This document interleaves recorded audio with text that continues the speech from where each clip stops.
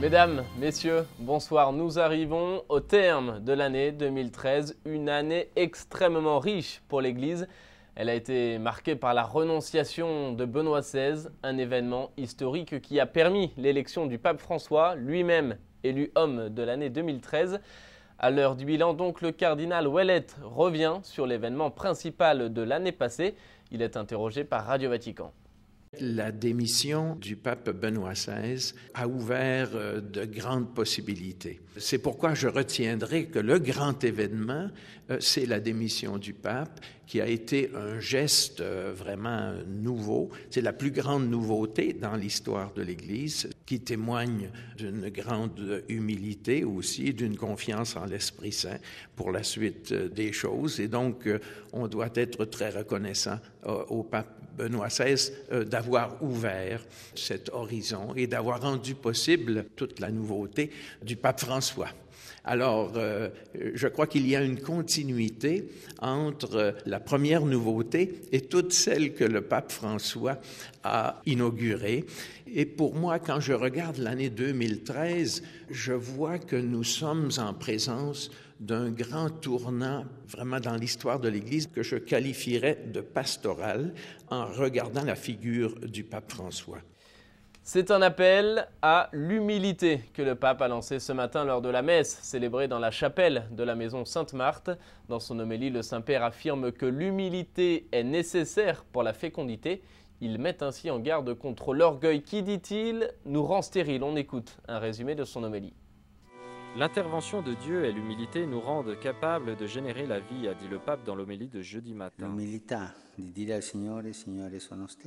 L'humilité de dire au Seigneur, « Seigneur, je suis stérile, je suis un désert », et répéter en ces jours ces belles antiennes que l'Église nous fait prier.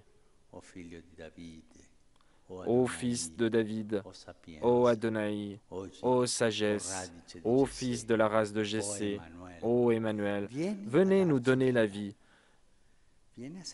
Venez nous sauver, parce que toi seul peux, moi seul je ne le peux pas.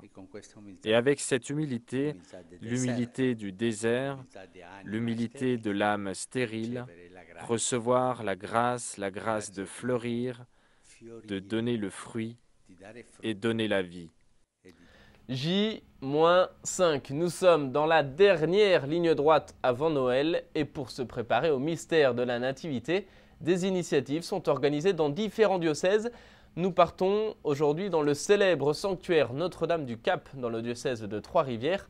Pour vivre ces derniers jours de l'Avent, nos confrères de l'ECDQ nous plongent dans la magie de Noël. Resplendis.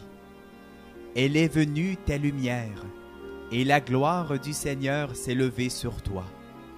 Regarde, l'obscurité recouvre la terre, les ténèbres couvrent les peuples.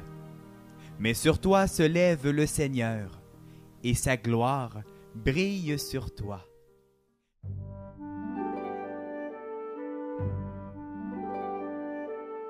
Noël en Lumière, c'est un festival où il y a exposition, musique, animation de toutes sortes, un festival familial, dans le fond qui veut rappeler le sens de Noël.